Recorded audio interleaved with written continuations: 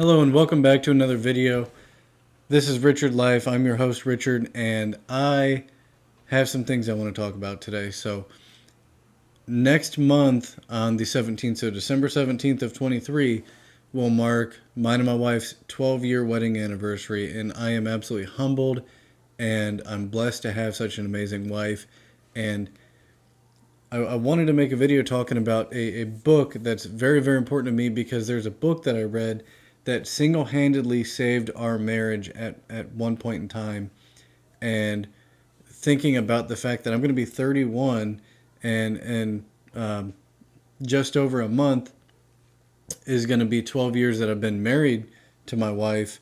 We got married at 19, so we're less than a decade away. We're 7 years away from where we're going to be married as long as we were alive when we first got married, which is absolutely freaking mind-blowing to me, because I am so young. We are both so young.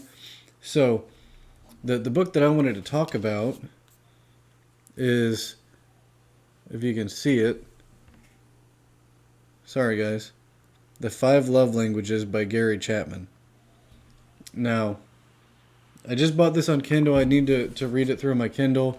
We had a physical copy that my kids got a hold of, and became a coloring book. So the reason why this book is very important to me is because I think it's been, I want to say it's 4 or 5 years ago, me and my wife were in a very, very rough patch. It was actually between 2017 and 2018. We hit a very rough patch. That year, we had our son, so we were new parents.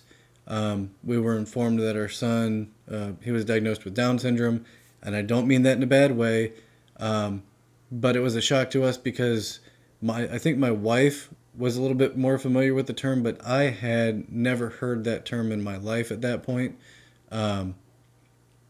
So for me, like I had no clue. I was completely thrown for a whirlwind. So we had that happen. 6 months later, to the day our son was born, my dad passed away, which of course was a big shock. And then within a month or so of him passing away, my birth mother, because I was adopted, my birth mother that I had found a year prior to that, I had located and got to meet my birth mother. She had some things go on, and she was back out of my life. And she also she was happy that my dad passed away, to put it to the most friendly terms. So I had a lot happen that year, and I spiraled into depression of anger and resentment, and it was just it was a lot, to say the least. And I remember just being completely angry for the longest time, and that came into life with our son. That came into my marriage. That came into my personal life, my work life. It affected me in all areas, and was one of the, in my opinion, the moments that, I guess I'd say that I was at rock bottom at that point mentally, and it almost cost me everything. So to put in perspective, so with all that, my anger, I remember that year that there were multiple instances where I would be in one of my funks, and I didn't want to talk to anybody. I didn't want anybody to be around me. My wife couldn't make me happy, and I'll get to that here in a minute, but my wife couldn't make me happy. Everything my wife did just made me angry. Everything our son needed just made me angry.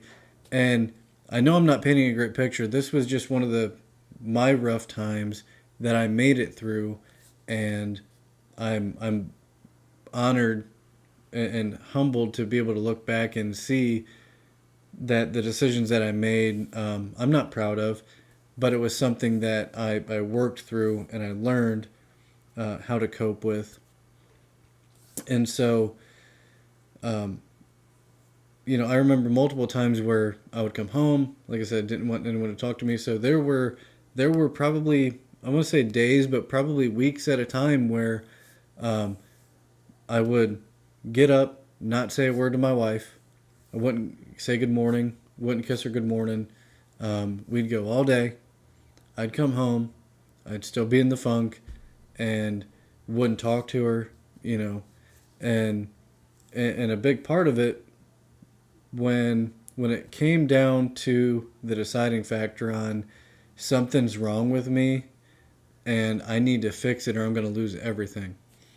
So um, I had several acquaintances at that point who were into reading. I wasn't into reading at that point. I needed to be, and they had told me about this book called The Five Love Languages. They said if for anyone, whether it's you're in business or just in general, this is kind of a business book for your marriage. I guess I'd put it.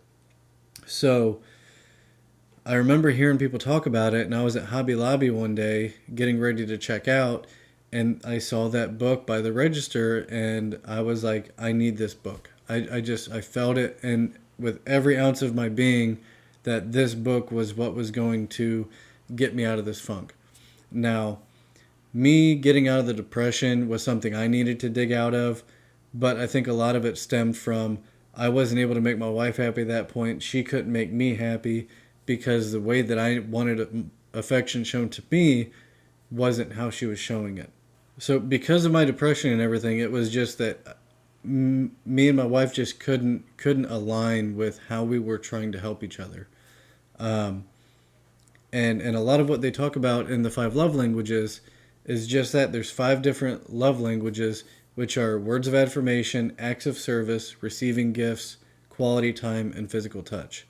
Um, and while a lot of people can like all of these, most people have one that they majorly prefer, followed by one or two that are like their subcategories or sub love languages. And I started reading this book and I started thinking about it.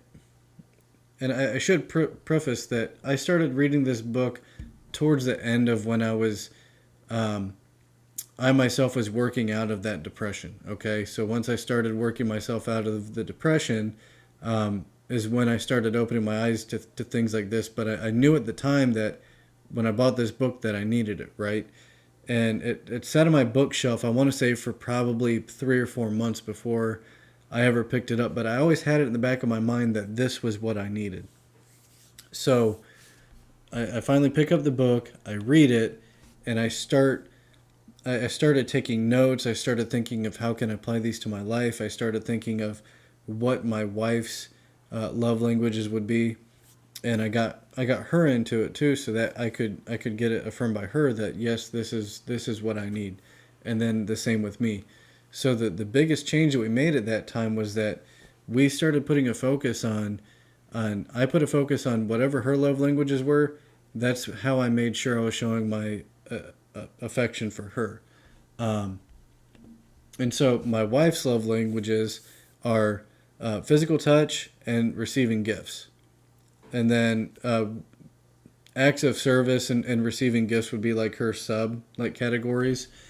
And so I started putting an emphasis on that. I started making sure I would give her a hug and a kiss when I got home.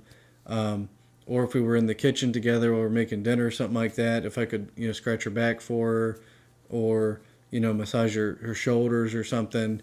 Um, I started doing things like that. I started bringing small gifts when I could. Um, and then, acts of service, like, my wife every night, I know that before we always hang out in the living room before we go to bed. And before we go to bed, she typically wants a bowl of ice cream with some chocolate milk in it. And then she'll want me to fill up her water cup and get her some ice and her water tumbler. And I know that like clockwork, and I just do it. So it's the things like that for her that go the longest way. Um, Whereas for me, my love languages, my major one's words of affirmation, and then my second one would be uh, physical touch or quality time. So, when I could share this with her, then she started reciprocating and doing the same things for me. So she always made sure, like, with work, I'm in sales. So she's always like, I'm proud of you. I know that you work hard to support our family, to make sure that you bring me home, a paycheck so we get what we need. Or, hey, thank you so much for getting my water for me. I appreciate it. Just things like that. Quality time, we both like it. Everyone likes it when you get home and you just set your phone down, just, talk to each other about your day. So those things go a long way when she's, how was your day? Do you have anything going on? Can I do anything for you? Just things like that.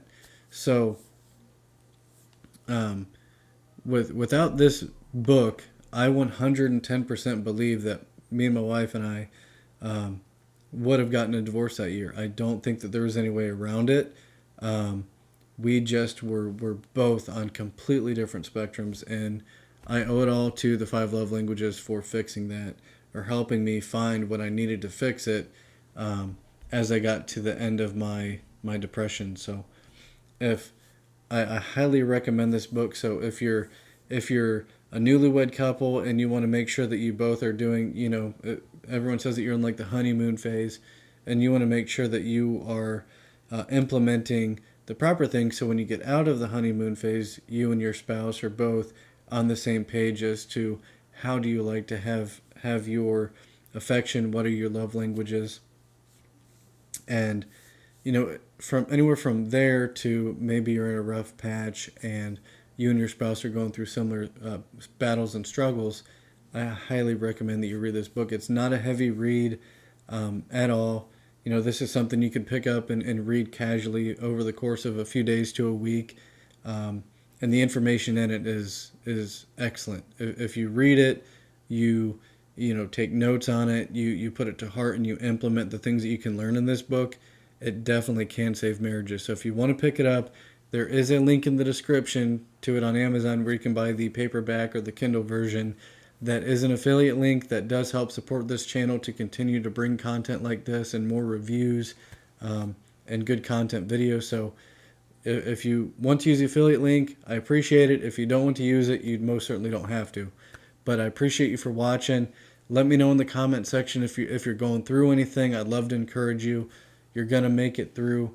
You have ways that you can get help, and reading and implementing, I highly believe, is a way that you can achieve anything that you want in life, and marriage and business, whatever it might be. Anyways, guys, thank you so much for watching. Have a great night. We'll talk to you soon.